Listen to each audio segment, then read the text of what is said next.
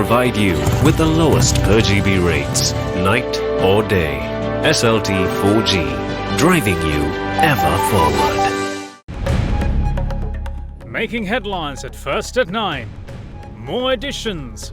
2 cabinet ministers and 5 state ministers take oath in the latest round of appointments. Outside influence. The US and Australia want Parliament to be convened soon for majority to be established. Federation of National Organisations, however, point to an alternative. The only solution to this present crisis is to dissolve the Parliament. Second coming. Ministry of Finance to revive the Tax Appeals Commission. Cast into doubt. US President Donald Trump fires his Attorney General as Democrats fear an end to Russia investigation. He also tangles with a journalist. You are a rude, terrible person. You shouldn't be working for CNN.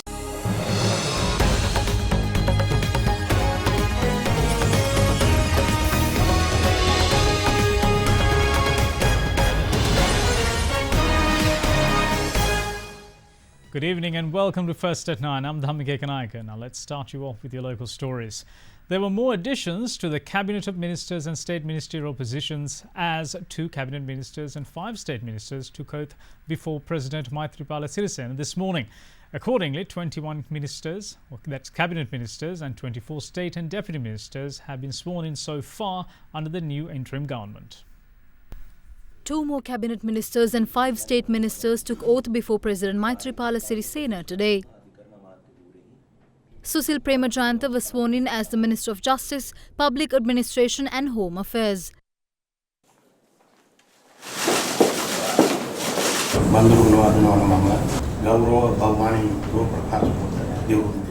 The Minister of International Trade and Investment Promotion was given to Bandula Gunawardena.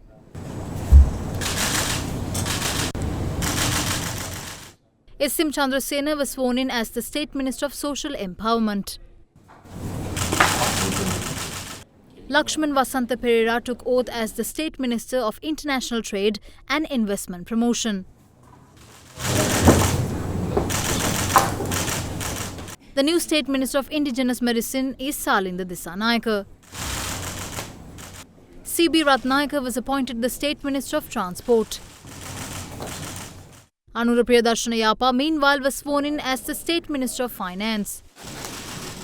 In the meantime, 2 cabinet ministers and a state minister took oath before President Maithripala Sirisena last evening. Accordingly, Chamal Rajapaksa was appointed the Minister of Health, Nutrition and Indigenous Medicine. S.P. Dissanayake was appointed the Minister of Highways and Road Development. Pavitra Vanniyarachi, meanwhile, took oath as the State Minister of Petroleum Resources Development. With the latest round of ministerial appointments, 21 positions in the cabinet have been filled. In addition, 15 state ministers and 8 deputy ministers have also taken oath.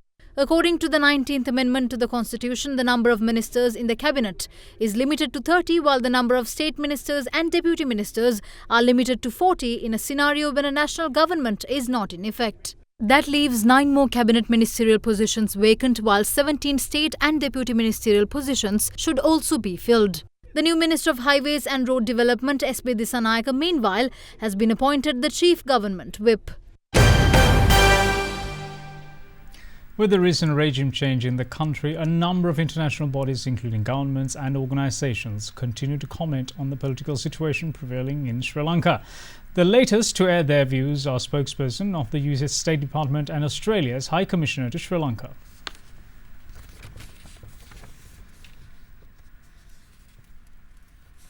Spokesperson for the US Senate Department, Heather Nauert, took to Twitter saying the US urged Sri Lanka's president to reconvene the parliament immediately to resolve the political crisis.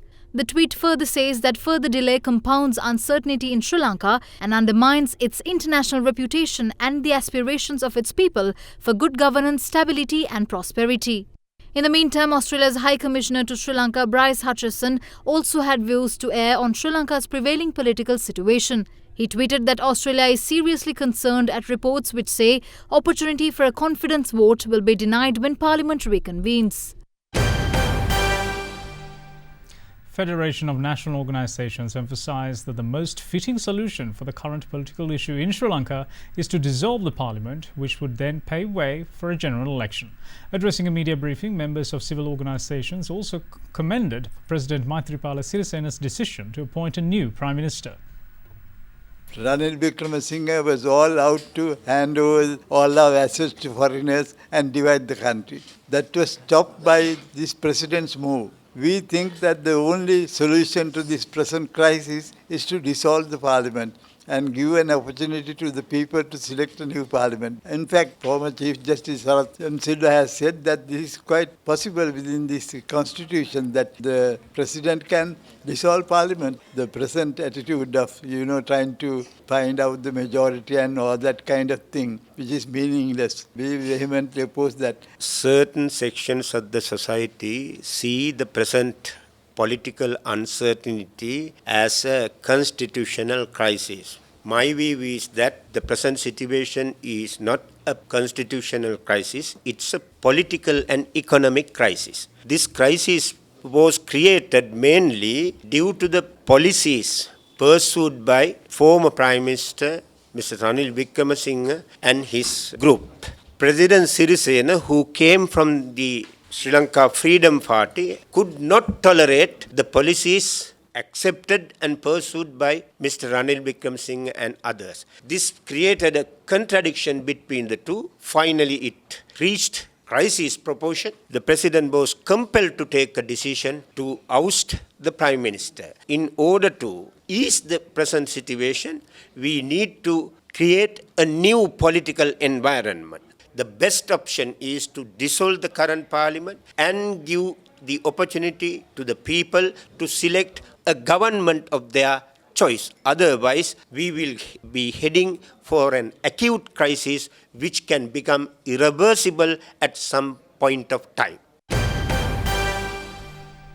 Meanwhile, parliamentarians of the United National Party today reiterated that in accordance with the 70th article of the Constitution, which mentions conditions for ordinary powers vested with the executive president of Sri Lanka, President Maithripala Sirisena does not have the legitimate power to dissolve the parliament before 4.5 years from its first session. UNP supporters meanwhile also held a motor rally denouncing the president's decision to remove party leader Ranil Wickremesinghe from the position of premiership. Supporters also demanded that the president summon parliament immediately. Supporters of the UNP held a motor rally before Prime Minister's official residence, the Temple Trees, today in protest of the recent removal of party leader Ranil Wickremesinghe as the Prime Minister of Sri Lanka. They insisted that the decision taken by the President is unconstitutional. Former Prime Minister Ranil Wickremesinghe also joined the rally.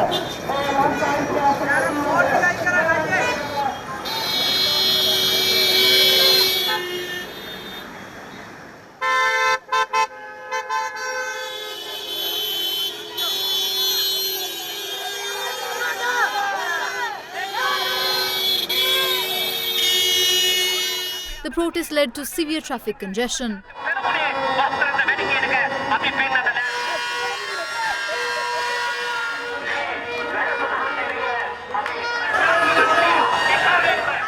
The former Prime Minister also issued a special statement today. මේ අඳුරු දවස් කීපය තුල ඔබ විසින් ඍජුව ප්‍රජාතන්ත්‍රවාදය වෙනුවෙන් පෙනී සිටි ඇත. අතිමහත් ජනතා බලයක් ලෙස නොබියවම පාර්ට බැස ඔබ එදා සිට අදටත් අඛණ්ඩව ඔබගේ හඬ නංවමින් සිටියේති. ඔබ සැම විසින් මෙලෙස ප්‍රජාතන්ත්‍රවාදය හා යුක්තිය වෙනුවෙන් සටන් වැදීමට නැගී සිටීම ගැන මම ඔබට මගේ හදපත්ලෙන් ස්තුති කරමි. Meanwhile, UNP parliamentarians expressed their views regarding the current political situation today as well at a media briefing held at the Temple Trees. In accordance with the Speaker's statement, there certainly will be a vote on the 14th of November to have a definitive answer as to who holds the majority in Parliament. But today they are trying to dissolve the Parliament. On the Constitution, there are specific provisions regarding the dissolution of Parliament. Article 33 of the Constitution mentions President's ordinary powers, in which it states that the head of state can dissolve, convene and summon the Parliament. The conditions of these powers, however, are mentioned in the 70th article of the Constitution. Before passing the 19th 14th Amendment, we made sure to include the condition in the 70th article that the President will not be able to dissolve the Parliament until 4.5 years are completed from its first session.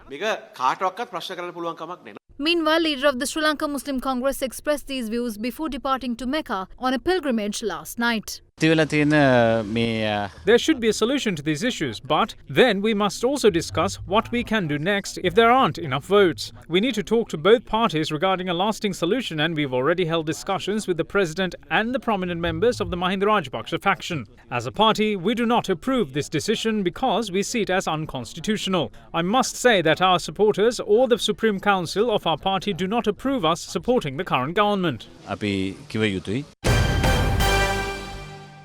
Minister of Highways and Road Development S.B. Dissanayake says that a general election will be held after the presidential election. He made this comment at a media briefing held in Colombo today. As per the information we received, the Speaker is in a competition with Sajith Premadasa within the party for the presidential candidacy. We also got information that Manusha Nanayakkara has met with the former Governor of the Central Bank, Arjuna Mahendran, in Singapore, where some of the promises made by former PM Ranil Wickremesinghe were fulfilled. We challenged Ranil Wickremesinghe to show 105 MPs who are in support of him, which he cannot. So there's no question about 113. We will be able to call nominations for the Provincial Council election within the next 2 months. Presidential election will be held at the end of next year. We will take a decision about a general election 7 months after the presidential election. Neither a general election nor a public referendum will be held. The JVP says that they won't support Ranil Wickremesinghe, but they point the finger at proroguing of Parliament. That is not Anura Kumara talking, but Malik Samaravikrama's money. TNA is broken into 4. We can get the support of the Muslim Congress at any moment by getting its MPs to cross over. They have discussed it with us, and we can have the support of Rishad Badiuddin as well at any moment. But we're not doing it. As to we don't want to see the parties being divided. They are ready to take a decision as a party, so we did not want to interfere. If required, we will take them. The public was of the view that a strong government should be built with Mahinda Rajapaksa gaining 2/3 majority. People will prove that if we go for an election dissolving the government. We will be able to establish a government that no one can challenge. Now, views regarding Speaker Karu Jayasuriya's stance on the current government as well as the appointment of the new Prime Minister were heavily debated in the political arena today as well. Yesterday, the Speaker announced that he will facilitate a floor vote to determine who has the parliamentary majority when the House convenes on the 14th, despite critics saying the move would violate parliamentary norms.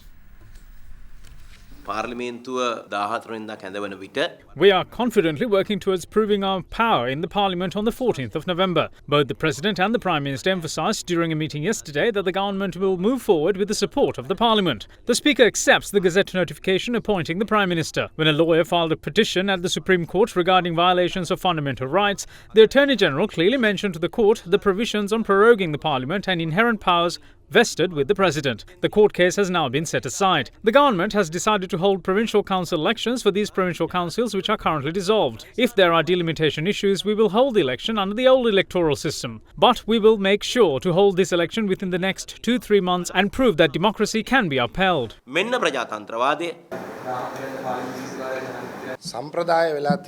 As per norms, the first parliamentary session must be postponed once the policy statement is presented. The Speaker cannot work in violation of these norms. He is acting as if he is still a member of the UNP. Once assuming the position of Speaker, they must resign from the party. That's what every other Speaker except the ones from the UNP have done. The Speaker should understand that he can't establish the government. Maithripala Sirisena is not just the head of state, he is also the leader of the government and head of the cabinet of ministers. The Speaker is acting as the Deputy Chairman of the United National Party instead of the unbiased Speaker of Parliament. The Speaker is a person who has been selected through the national list and not through public vote. Minister of Education and Higher Education Dr. Vijayadasa Rajapaksa laments the unfulfilled goals of late Venerable Maduluave Sobhitathera. Addressing a ceremony organised to commemorate the late Thera today, the minister said that establishment of a righteous nation was the wish of the late Thera. A ceremony to mark the late Venerable Maduluave Sobhitathera's third commemoration was held at the Naga Temple in Kotte today under the patronage of Minister Dinesh Gunawardena and Dr. Vijayadasa Rajapaksa. The Venerable Thera led the initiative for the much-needed political transformation in the country. But we lost him during the most crucial moment when he was very attentive to the political direction of the nation. So we never had the chance to establish the righteous nation that he wanted. Meanwhile, another commemoration ceremony was held for the late Thera at the new City Hall in Colombo today. Former President Chandrika Bandaranaike Kumaratunga, Speaker Karu Jayasuriya, various parliamentarians as well as members of civil society organisations joined in the event. As I see it, there will be a head-on battle between the executive and the legislature during the next few days.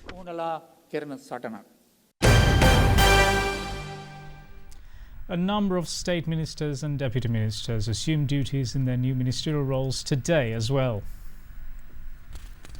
Minister of Justice, Public Administration and Home Affairs Susil Premajayanta assumed duties at his ministry this evening.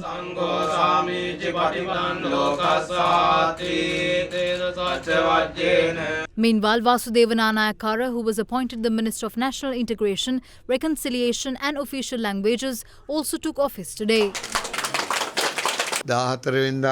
We will begin work as usual when the Parliament meets on the 14th. We hope that the parliamentary proceedings will continue according to the government's agenda. We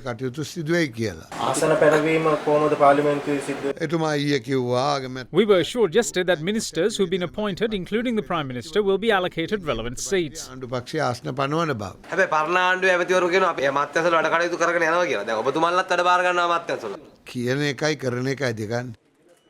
State Minister of Petroleum Resources Development Pavitra Vanyarachi, who took oath last evening, also assumed duties today. PM Mahinda Rajapaksa said that the fuel pricing formula will not be in effect. There are many elements that affect prices, so our intention is to manage those elements in a proper way and give its benefit to the people. In the meantime, Nishantha Muthuhettigama also took office as the Deputy Minister of Ports and Shipping. Former PM Ranil Wickremesinghe wanted to hand the East Terminal of the Colombo port to India. We were able to prevent it with the intervention of our minister and the president. Nothing happened unconstitutionally. The decision to change the regime was taken following consultations with the Attorney General and a group of judges. With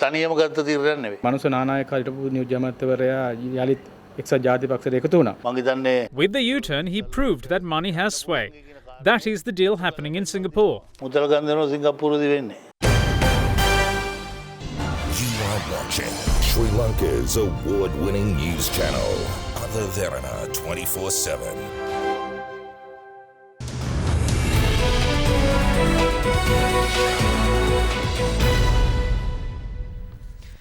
Welcome back. You're watching First at 9. Now, the Monetary Board of the Central Bank, with the concurrence of the Minister of Finance Mahinda Rajapaksa, has promoted Assistant Governors S.R. Artigala and H.A. Karunaratne to the post of Deputy Governor. Issuing a communique yesterday, the Central Bank said the new appointments will be with effect from the 31st of October.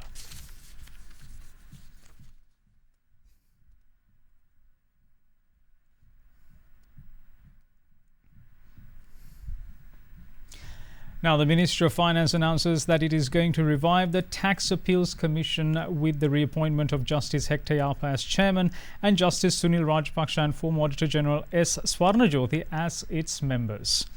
Releasing a communique, the ministry said that the appointments were made by Prime Minister Mahinda Rajapaksa in his capacity of Minister of Finance and Economic Affairs. The communique says the commission was established in 2011 to facilitate a more expeditious resolution of disputes that may arise between the taxpayer and the Commissioner General of Inland Revenue or the Director General of Customs due to a determination on the imposition of any tax, levy, charge, duty or penalty. It goes on to say that any aggrieved party could appeal to the Tax Appeal Commission, which, after having conducted the hearings on the appeals, could deliver its determination either confirming, reducing or amending the original determination. The communique concludes saying activating such institutions provide relief to taxpayers in more expeditious manner, and it is envisaged that the ease of doing business climate in the country will also improve. Now, taking a look at Asian markets, Singapore and Malaysia shares rose today along with most Asian markets as Wall Street gained following the conclusion of US midterm elections. The Straits Times Index in Singapore ended 0.9% higher today, while the FBMKLCI in Malaysia closed up 4% at 1,721.42. According to Chief Executive Clement Chow of Apex Investment Services, the equities are in a relief rally following the strengthening of the US dollar.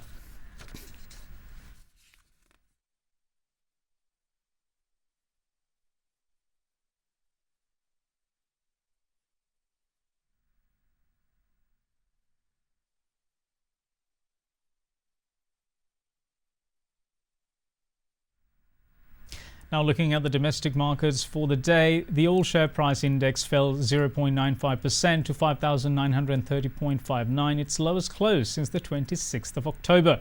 Market turnover was 1.1 billion rupees, which amounts to more than this year's daily average of 818.4 million rupees. Foreigners sold a net 405.8 million rupees worth of stocks and have offloaded equities worth 7.2 billion rupees. We now have Amanda Lokugamage from First Capital Holdings with a detailed report. Market ended in red for the fourth consecutive session, dragged down by John Keys and Carson. All share price index had a volatile downward trend throughout the day, reaching an intraday low of 5,929 and closed for the day at 5,931, losing 57 points. Nearly 10% of turnover was derived from crossings, while volume dipped compared to the previous day. On the crossings board, 240,000 shares of 3-acre farms was traded at 96 rupees and 50 cents a share, and 1.2 million shares of Chevron was traded at 70 rupees a share.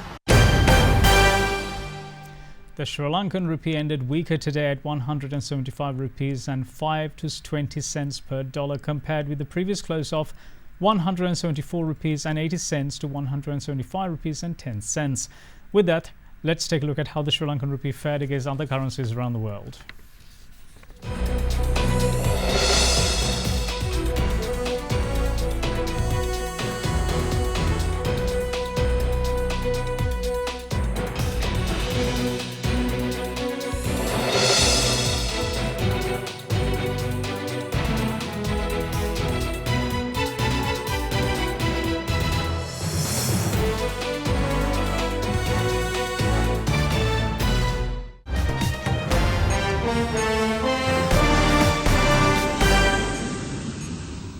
Time to look at news from around the world. Top Democrats in the US warned that the Russia inquiry could be under threat as President Donald Trump removed Attorney General Jeff Sessions. That was not the only piece of news which made headlines concerning Trump, as the US president also had a run-in with the CNN's chief White House correspondent, which later led to the journalist losing his credentials. Now, these turns of events come only a day after Trump lost the House of Representatives, and Sessions' departure could mark a string of exits as Trump seeks to reshape his team. President Donald Trump yesterday forced out Attorney General Jeff Sessions a day after congressional elections and vowed to fight if the US House of Representatives' new Democratic majority launches probe into his administration. Sessions, an early Trump supporter who ran afoul of the president by recusing himself from an investigation into Russian meddling in the 2016 White House campaign, said in a letter to Trump that he had submitted his resignation at the president's request. An aide has said that the 71-year-old former US senator was informed last morning by White House Chief of Staff John Kelly in a phone call that it was time to go. Sessions' departure was the first in what could be a string of high-profile exits as Trump reshapes his team to grid for his own 2020 re-election effort. The Republican president named Sessions' Chief of Staff Matthew Whitaker as acting Attorney General and said he would nominate someone for the job soon. Following the removal of Sessions, TOP Democrats warned the Russia inquiry could be under threat. Democratic House Leader Nancy Pelosi called the decision a blatant attempt to end or impede the investigation. Special Counsel Robert Mueller is looking into allegations of Russian meddling in the 2016 election. In the meantime, the White House has suspended the credentials of CNN's chief White House correspondent hours after a testy exchange with President Donald Trump. Jim Acosta was asking a question at a news conference yesterday when a White House worker tried to grab the microphone from his hands. Press Secretary Sarah Huckabee Sanders said access was removed because he had put his hands on a young woman. Here we go. If you Let's don't go. mind, Let's Mr. go. President, Come on. that this caravan was an invasion. As you know, Mr. I President, consider it to be an As you know, invasion. Mr. President, caravan was not an invasion. It's a group of migrants moving up from Central America towards the border with the U.S. Thank you for telling me that. I appreciate it. That's I not think an you invasion. should, honestly, I think you should let me run the country. You run CNN. All right. And if you did it well, your ratings Let would me be ask, much if better. I may Okay, ask that's one other enough. question, Mr. President.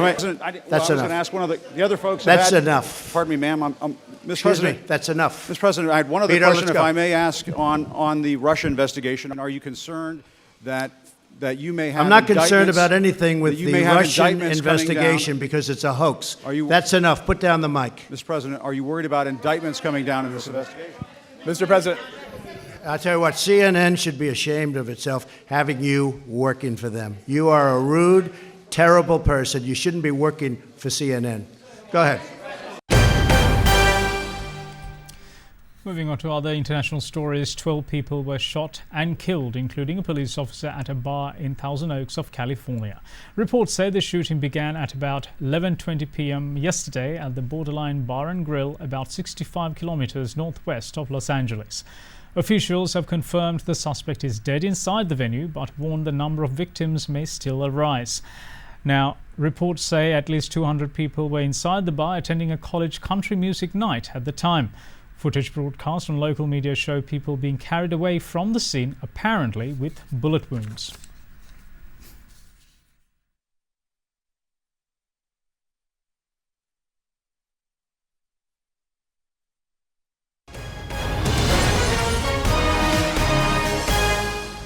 You are watching Sri Lanka's premier news channel, Other Derana 24/7.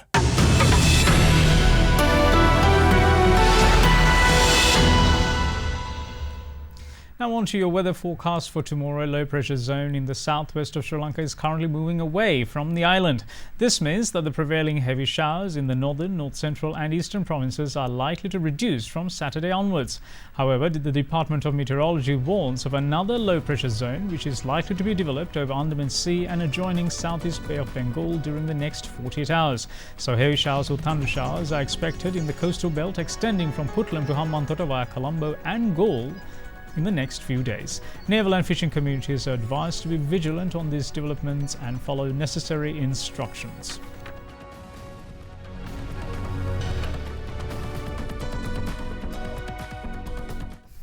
And here is a look at your city by city forecast.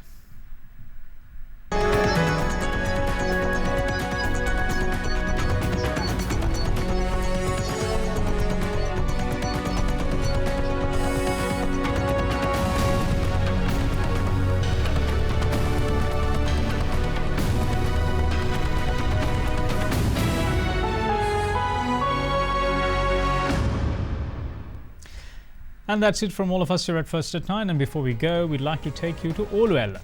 Located near Yatiantota in the Kegel district, Oluella springs from Wioe, that is a branch of the Kalani River. It also stands 127 meters tall. Thanks for watching. Bye-bye.